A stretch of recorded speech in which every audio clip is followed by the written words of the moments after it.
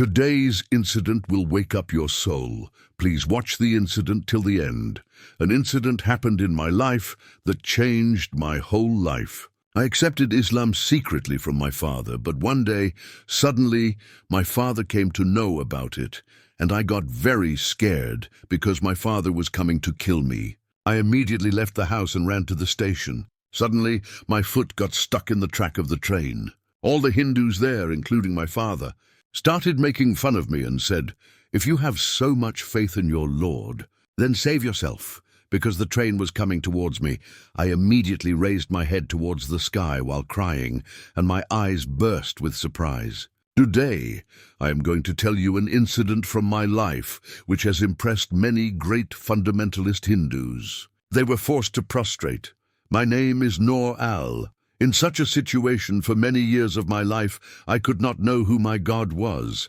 On one side was my father's God, the cow, who had to be given fodder and water at its place 3 times a day. Its smelly feces were considered sacred. My father used to worship his God all day long. An army of different employees was kept for this purpose. But despite this, my father's God, who used to be a cow, would die by itself after a few years, and its dead body would be thrown in some desolate place, like an untouchable. The dead body of the mother cow would be torn to pieces and eaten by wild animals. But she could not do anything to protect herself or save herself from dying. Neither could she become food for animals. Even if small pieces of little meat were left along with its bones, they used to be separated from its body. On the other hand, after my father celebrated the sorrow of the mother cow's death for 2 or 4 days, he would find a new and different God who would live longer than it. Like this, a new mother cow would come to our house. On the other hand, my mother used to take thousands of things cooked for Baba Guru Nanak. She would keep an eye on him. Sometimes those things would disappear from there. Then my mother would be happy. She used to say that Baba Guru Nanak had eaten her offerings, and now all her wishes would be fulfilled. Sometimes those things would be lying around, and my mother would get sad, saying that Baba Ji was angry with her. This would make my mother restless, and then she would leave everything and become unconscious. Until she understood the reason for Babaji's displeasure, she would not do any other work. During all this, I used to remain confused. I did not understand anything about these gods. Perhaps Allah had blessed me with guidance. Hence, from the very beginning, He had trapped me in such a dilemma from which I had to find a way out and reach my goal. To get out of this confusion, I asked for guidance and worshipped Baba Guru Nanak a lot. I did penance, but not a single one of them could solve my problem because the solution to my problem was not in them. My Hindu religion name was Pretty Krishna, and my father's name was Krishna Lal Gandhi. Our ancestors were part of this lineage. I was one of them, and I received my initial education from Hyderabad in India. I was a very intelligent and capable student. After my first division in FSC, my father got me admitted to Cambridge University in Manchester, and I started on my journey. As soon as I stepped on the land of Manchester, I felt a strange peace in my heart. A pleasant breeze started blowing, which touched my body and created peace in my soul. Perhaps this place was waiting for me, only I had taken admission in the university. The seats there were filled even before my arrival. Allah accepted it. Like this, I was told to sit in the group of another composition for a few months. After 3 months, a test was to be taken, and the students were to be selected based on merit. I got the seat, and my benchmate was a Muslim who belonged to Pakistan. Her name was Javaria. She extended her hand towards me to talk to me, but I was not interested in talking to her. I did not like to socialize with anyone much. Anyway, I did not show any special warmth to her. I was staying in a nearby hostel. Actually, I wanted to keep my room separate, but the hostel arrangement order was that I would have to accommodate at least one girl with me. I was forced to agree to this. The next day, my roommate came to my room. As soon as I saw her, I could not understand what I should say to her and what I shouldn't. My roommate girl was none other than the same Muslim, Javaria. I had to share the room with a Muslim. I had set up the room before she came. Right in front of the bed, I had placed the idol of Baba Guru Nanak, which my mother had given me while coming. On the other side was the picture of the new cow mother, which had barely been a week since she came to our house. My father said that she was the mother cow's blessing. Because of that I had come in the first division. Apart from these, I had not brought anything else from my religion. The Muslim girl entered the room smilingly. After that, she kept her luggage aside and took stock of the entire room. Then she started setting her things. I kept looking at her for some time, and then I got up and went out of the room. I'd given her the backside of the room, while I had kept the door side for myself. I had made this partition myself. But when I came back to the room, in place of that partition, there was a big curtain in the middle of the room. The curtain completely separated the room. Dividing it into parts, I put a little curtain on one side and saw that her part was decorated very beautifully, and she was busy doing something by spreading a beautiful carpet on the side of the bed. I called her a couple of times, but she did not turn towards me, and neither did she respond to anything. Because of her attitude, I got very angry. I closed the curtain and sat on my bed and started using my mobile. After some time, she removed the curtain and came out and said to me, "I am sorry. I did not respond to you. Actually, I was offering namaz. I couldn't answer you. If I answered you or looked at you, then my namaz would have been broken. Do you have any work with me?" I asked her to tell me, what is this namaz? Is it some kind of practice like yoga? But you look very slim and smart, so you don't need any kind of yoga-type practice. What were you doing all this time? She started saying, namaz is not yoga or any practice. It is our worship. Just as you worship your gods and do various things to please them, similarly, we offer namaz to please our Lord and to get his pleasure. Namaz is the pillar of our religion. Without this, our religion does not get adaptable. 5 times of namaz is every Muslim's duty, and its performance is very important. I was standing, worried, and listening to her words when she became silent. I came back to the world of consciousness, and waking up, the condition of my heart was changing. I told her, "I was asking you this. Have you put up this curtain?" She nodded yes and started saying, "In front of this is your God. I don't worship in front of him, so that is why I put up this curtain, so that you would be able to stay easy, and it would be easy for me too." After saying this, she went back to her side. The days passed. Most of my time was spent with Javaria and the rest of the Muslims. Most of my time used to be spent just watching and knowing the students. Now I'd started liking each and every habit of Javaria. I don't know why, but I was getting interested in seeing her. Her habits used to attract me a lot towards her. Whenever she came out of the room, she was completely covered, even the fingers and nails of her hands. She used to keep a neck curtain in front of her eyes, so that they were easy to see her outside. According to her words, she used to do her prayers 5 times a day, and sometimes even at night. She was doing the same prayers. I don't know what time it was. She told me about only praying 5 times a day. I would often look at her, and she would read something. I don't know what it was, which she used to repeat in the morning and evening. She used to read from some thick book. This book was not in our hands. The way she kept the book carefully, it seemed like this was the holy book. I don't know why I started liking her style and her worship. Similarly, when she was reading that book in the morning, when my eyes opened at that time, she was probably reading in a voice. Then her voice was reaching my ears, due to which my eyes opened. I removed the curtain and saw her. She got up from the place, came and sat on her bed. After some time, she closed the book by kissing it, wrapped it in a cloth, and then, looking at me, she said, "What happened? Is everything okay?" I said, "No. I came here after hearing what you were reading. I was feeling good to hear all that. Can you read it for me again?"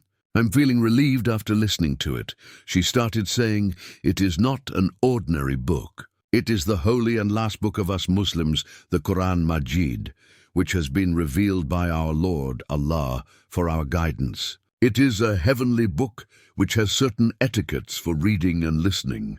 To keep these etiquettes in mind, it is very important for its respect. First of all, it is very necessary to be pure and clean to touch it. This is a sacred book, and Allah Almighty says that only those who are pure can touch it. I was listening to her with great interest. Her words were affecting my heart. I asked her, "What is wuzu?" She started saying, "Wuzu means to achieve purity. It has some fard, obligatory acts, and some sunnah, voluntary acts that have to be followed. After that, wuzu completes."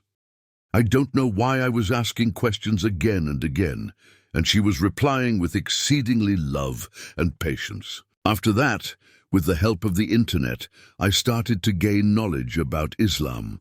As I was getting knowledge concerning Islam, my anxiety increased. I wanted to know all things at once, but it wasn't possible all too early. I was able to acquire only some knowledge about Islam. My journey of knowing Islam was still going on. One day, I got the news that my mother had fallen seriously ill, and the doctors had given her the replies. I got very worried after hearing this news. Javaria asked me about my disturbance, and I told her that she should pray for my mother so that my mother's suffering would be reduced, as the rest of her life and death are in the hands of Allah. Then she prayed for my mother in front of me, and my search was still ongoing. It was almost a year since I came to Manchester. It was about to be 1 year, and by now my knowledge had increased to a great extent. After gaining knowledge of Islam and taking a closer look at my life, my hair stood on end. I was scared. Once, I was left wondering why we were sent into this world and why we came here. After all, what were we doing? None of our actions were according to Islam. We had created many gods, whereas there was only one God who was neither visible nor heard, but he was both visible and hidden. Of course, the one who used to know the condition of hearts without saying anything. There was no need to say or tell anything to him. No doubt this is our real God, and everything else is a wrong number. It was on this day that I understood the movie PK, why and for what purpose the wrong number was shown in it. We were indeed blindfolded, and our hearts were sealed, but He is Allah, who is the one who does the generosity. He also did the generosity on me, which blessed me with guidance. I had expressed my feelings to Javaria. I told her that I wanted to enter Islam. She looked at me with surprise. She felt as if I had told her this was a joke. She told me to think properly. Once you enter into it, it will not be right for you to turn away from it. What you are saying is not going to be said, even jokingly. I could understand her feelings. If any person of Hindu caste like me would suddenly get up and ask to accept Islam, then everyone would think it is a joke. Who would believe that it is absolutely serious? In this matter, the same condition Javaria had too. She was finding my words a joke too. I assured her that I was really serious and was not kidding. She was very happy. A different glow had appeared on her face. She first made me perform ablution and then taught me kalma, after reading which I entered the world of Islam. She gave me the Islamic name Noor Al and hugged me and congratulated me. She taught me the basic worship and basic things of Islam and told me to try now. Any act of yours shouldn't be against Islam. You are purer than me right now. All the sins of your life have been forgiven after you entered Islam. You are absolutely pure and clean. After that, she taught me to pray namaz. When I placed my head in prostration, I felt like all my restlessness had ended.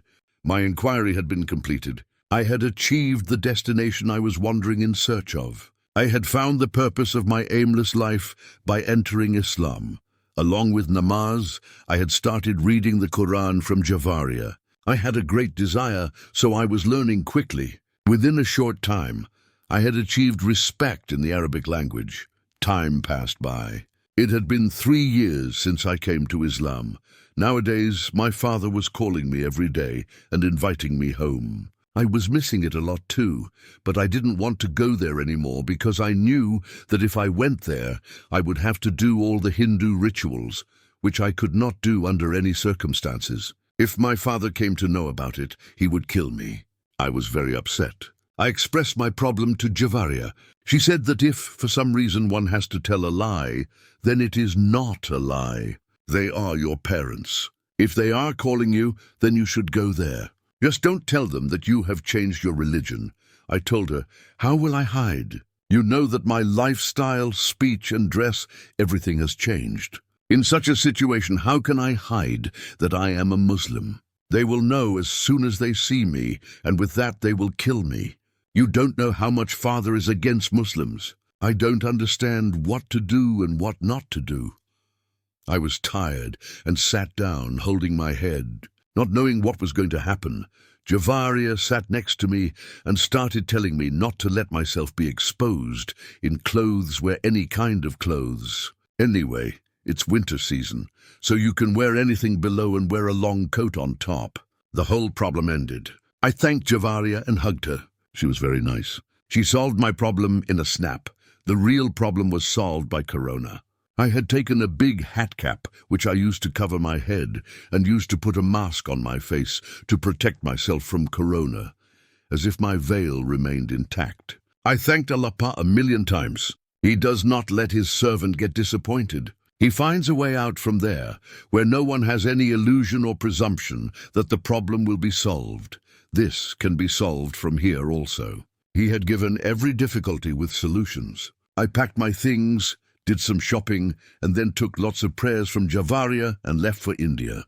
While going home from the airport, my legs started trembling. This was the first time in my life that I was so confused. Someone as bold and confident as me was nervous while going to her own home. Today, as home was getting closer, my nervousness was increasing. My breathing got short and my heart was beating faster. But there was also a feeling of peace, that now I am in the right place. My safety was now in the hands of the Malik. Thinking this, I relaxed myself. I knocked on the door of the house, and the retainer opened the door. Before I could enter inside, my grandmother had come with the prayer ceremony items in a tray. First she gave me a coconut. After the coconut I had another ritual, and then the prayer ceremony was performed, which I did with great difficulty. The next moment was for blessed food. I had taken blessed food, but I did not know whether it was permissible for me to eat it or not. So I secretly put that blessed food in the coat's pocket. My mother was very ill. Her condition was not good. She had become a thorn by becoming skinny, and the cancer pain kept her in a state of agony. She got treatment from many places, but there was no recovery. There was a pile of gangrenous water near my mother's bed, and who knows what other things were there. I first cleaned my mother's room and removed all the unnecessary things from her room. The biggest difficulty I faced while living here was my adoration. Despite my efforts, I could not pray 5 times a day. There was someone or the other over my head, due to which my namaz remained missed. I used to offer all the namaz of the whole day in the last half of the night, and after reciting something or the other, I used to console my mother, after which my mother used to sleep peacefully, if only for a short while. Otherwise, the intensity of the pain was so much that she used to keep pacing around the room with the help of a stick the whole night. One day, I just sat next to my mother and consoled her. After pacing around the room for a long time, my mother lied down on the bed. It was already late. It was more than 2 in the night. Usually my mother used to sleep by 1, but today she was still awake. After consoling, I started waiting for my mother to sleep so that I could offer namaz. After some time, my mother's eyes fell, and I saw my mother sleeping. So I immediately got up, did ablution, and started offering namaz, while unaware that my mother was watching my every move. At that time she did not say anything, but when I woke up the next afternoon, there was an uproar in the house. My mother had told everyone about me, that I had changed my religion. Father was exceedingly angry. His temper had reached the 7th sky. He couldn't believe that his beloved had done this thing. That's why he had come to me to ask and question me. I had bowed my head. The truth had come out in front of everyone. Now there was no use in lying. I had confessed in front of my father. Father had slapped me several times at once, but I was not sad. As soon as my father went into the room to get the gun, I ran out of the house because my father wanted to kill me. I came running to the station because it was about to be time for the train to leave. My intention was to board the train as soon as possible and stay away from my father's sight for the time being. I'd taken only 2 steps when suddenly my foot got stuck in the track of the train. Father and all the Hindus standing there started laughing after seeing me. Father said, "Now tell your Lord to come and save you, because the train is about to come, and it will crush you and pass by." I looked towards the sky, and Javaria's words echoed in my ears. Allah tests his servants. Perhaps this was my first test. I closed my eyes and surrendered myself to my Lord. I had full faith in my Allah. Surely he must have thought of something better for me. As soon as I thought of this, all kinds of fear went out of my heart. My eyes were closed, and the train was coming closer to me, when suddenly a loud crackling sound reached my ears. I suddenly opened my eyes and saw the scene in front of me. I involuntarily thanked my Lord. The train was passing very close to me, with a loud noise. While my father also fell in prostration after seeing this scene. This is Allah, that the bright flash of lightning cut the plank in a moment, due to which, instead of coming towards me, the train had climbed onto the other track, passing along it. They were surprised and worried. They were watching the train go safely on the other track without any damage. It was a miracle for them. Everyone was worried because of this miracle. The one who did this was not any Baba, any Devta, or any cow or Shah. The one who did everything, this was my God, my Allah, who has control over everything. He is my Allah, by whose orders everything in the universe moves. He is the Almighty. He is the one who changes the direction of even the winds. Then what was such a difficult task to change the direction of the train for him? Father came and freed my feet from the plank and told me, "Make me recite the kalma of that God who has rescued you from the jaws of death." The seal on his heart was removed by the strong thunderbolt. Allah had blessed him with guidance. After coming home, the first thing Father did was untie the mother cow and drive her away. After that, he announced his conversion to Islam in front of everyone. I also bathed my mother and made her recite kalma. That kalma was my mother's last kalma. My mother's soul was probably waiting for this kalma when she was still alive, despite having cancer for the last 4 years. Although the doctors had given her only 2 weeks' time 4 years ago, but perhaps my mother's death was to happen on kalma only after accepting Islam. Big political people had turned against Father. Now Father used to preach religion, due to which Father was threatened every day. At first, Father remained firm, but when his community members started forcing him, Father decided to leave the country. From there, me and Father came to England. Father came here and had started his business, while I had come to Manchester because I still had 1 more year left. Viewers, how did you like today's story? Do tell me in the comment box below. In the end, I pray to Allah Rabbul Alameen that Allah Ta'ala gives us the ability to do good deeds and keeps us away from evil. Ameen Ya Rabb Alameen. That's it in today's video. To get more Majid Islamic videos, subscribe to our channel and press the bell icon along with it. And click on all. Thank you.